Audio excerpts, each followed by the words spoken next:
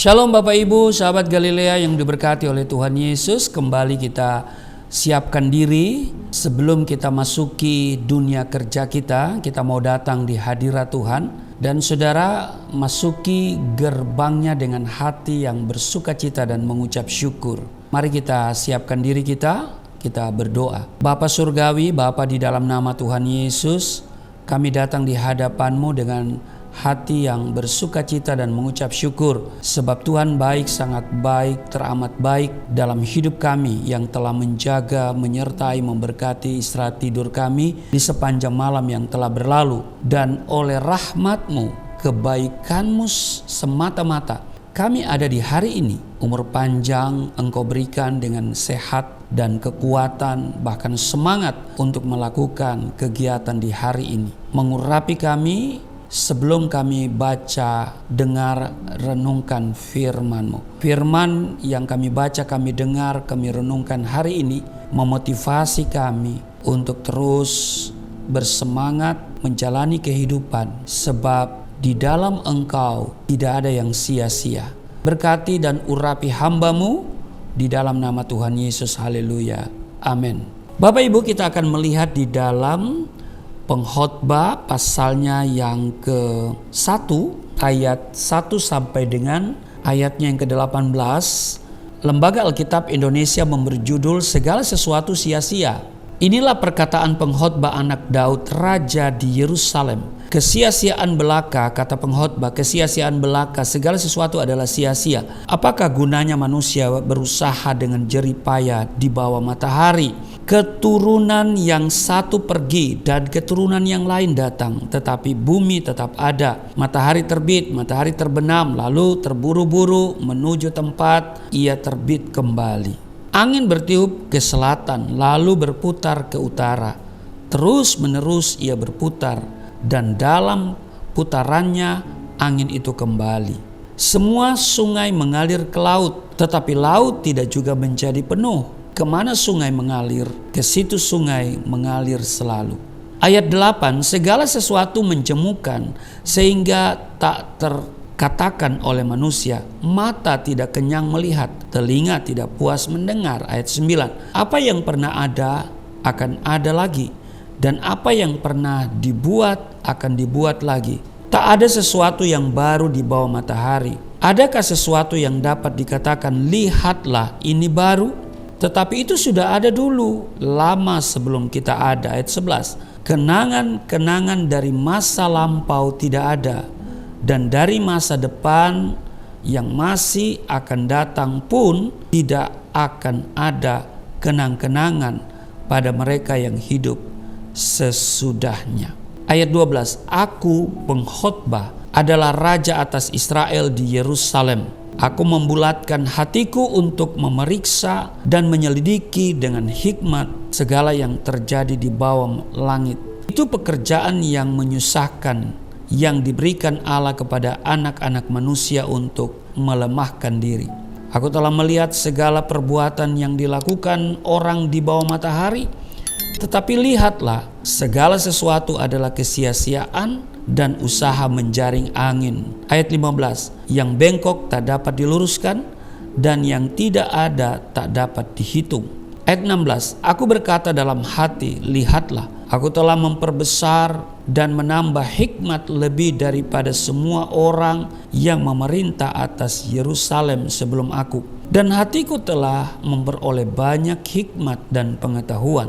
Ayat 17, aku telah membulatkan hatiku untuk memahami hikmat dan pengetahuan, kebodohan dan kebebalan. Tetapi aku menyadari bahwa hal ini pun adalah usaha menjaring angin. Ayat 18, karena di dalam banyak hikmat ada banyak susah hati, dan siapa memperbanyak pengetahuan, memperbanyak kesedihan. Nah Bapak Ibu, di ayat 2, kesia-siaan belaka, kata pengkhotbah. Kesia-siaan belaka, segala sesuatu adalah sia-sia. Pengkhotbah dalam hal ini Salomo, anak Raja Daud, menyatakan bahwa segala sesuatu yang ada di dunia ini adalah sia-sia, tidak ada harapan. Manusia hanya melihat masalah, melihat kesulitan, kesesakan, penderitaan, ketidakmungkinan dan sebagainya. Tetapi ada jalan untuk merobohkan dan menghancurkan tembok-tembok kemustahilan ini, yaitu dengan menggunakan pendobrak yang ampuh, yaitu yang namanya DOA, doa yang penuh dengan iman. Doa akan menjadi ampuh dan penuh kuasa apabila diarahkan ke sasaran yang tepat, yaitu kepada Bapa dalam nama Yesus Kristus. Ada tertulis dalam Yohanes 14 pada ayatnya yang ke-13, dan apa juga yang kamu minta dalam namaku, aku akan melakukannya supaya Bapa dipermuliakan di dalam Anak. Ayat 14, jika kamu meminta sesuatu kepadaku dalam namaku, aku akan melakukannya. Jadi kita berdoa ditujukan kepada Bapa yang di surga di dalam nama Yesus, bukan kepada arwah-arwah, bukan kepada dewa-dewa atau patung-patung yang dipuja oleh orang-orang yang tidak mengenal Tuhan atau orang-orang kafir di luar sana. Nah, Kristus Yesus adalah nama di atas segala nama. Nama yang ajaib, di mana ribuan tahun sebelumnya Nabi Yesaya telah menubuatkannya. Kalau kita lihat di Yesaya 9 ayat 5. Mengapa hanya Kristus saja yang dapat melepaskan segala belenggu dan menjadikan kita bebas dari segala penderitaan, serta mengubah kesia-siaan menjadi suatu pengharapan yang pasti? Jawabannya dikatakan di dalam Yesaya 53 ayat 4. Sebab penyakit kita lah yang ditanggungnya dan kesengsaraan kita yang dipikulnya.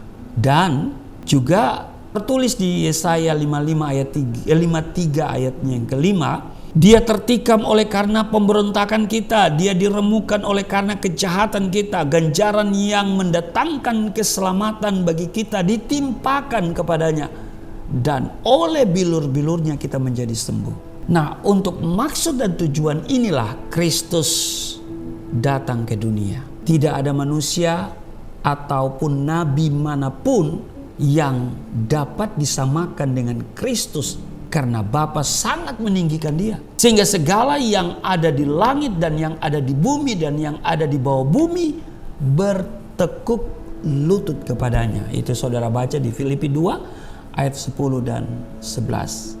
Itu makanya Bapak Ibu, saya selalu katakan, saya tidak butuh nabi, saya tidak butuh rasul. Sebab nabi dan rasul hari ini punya gelar yang sama, yaitu almarhum. Saya butuh juru selamat, dan Yesus satu-satunya juru selamat. Di luar Yesus tidak ada juru selamat. Di luar Yesus tidak ada jaminan keselamatan. Bapa telah mengaruniakan putranya kepada kita. Tidaklah ia juga akan mendengarkan dan menjawab doa-doa kita yang dipanjatkan dalam nama Yesus Kristus? Pasti dijawab. Tidak ada lagi kesia-siaan bagi setiap orang yang ada di dalam Kristus. Sebab dia memberikan jaminan hidup kekal kepada setiap orang yang percaya kepadanya. Amin. Saudara dan saya yang berada di dalam Kristus, segala sesuatu yang kita kerjakan, apalagi kita kerjakan untuk kerajaan Allah, tidak ada yang sia-sia. Maka itu saudara, mari menjadi mitra kami Yayasan Pelayanan Galilea Indonesia untuk melayani Tuhan. Saudara bisa menopang kami, mendoakan kami, tapi juga berdonasi untuk yayasan supaya kami terus dapat melakukan pekerjaan Tuhan ini, karena semuanya juga memerlukan dua hal, doa dan dana. Amin. Kiranya Bapak Ibu yang selalu berdonasi, saya doa, kami doakan terus diberkati, tidak akan pernah kekurangan, dan apa yang saudara berikan itu sebetulnya memperbesar keuntungan Bapak Ibu semuanya. Amin. Tuhan Yesus memberkati. Mari kita berdoa. Terima kasih kami boleh mengerti firman Tuhan hari ini. Di dalam Engkau tidak ada yang sia-sia, tapi di luar Engkau semuanya sia-sia.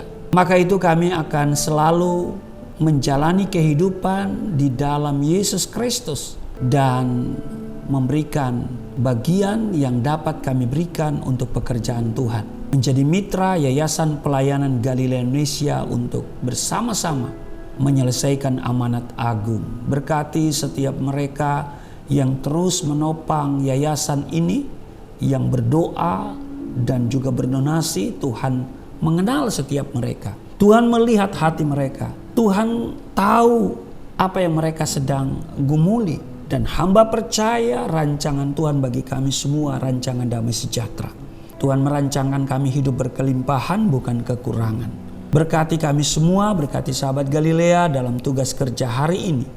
Perlindungan Tuhan sempurna atas kami.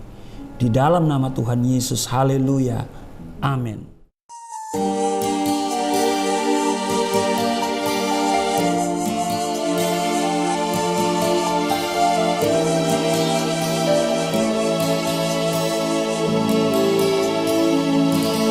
Bapa kami yang di surga, dimuliakanlah nama-Mu. Datanglah kerajaan, jadilah kehendak-Mu di bumi seperti di surga.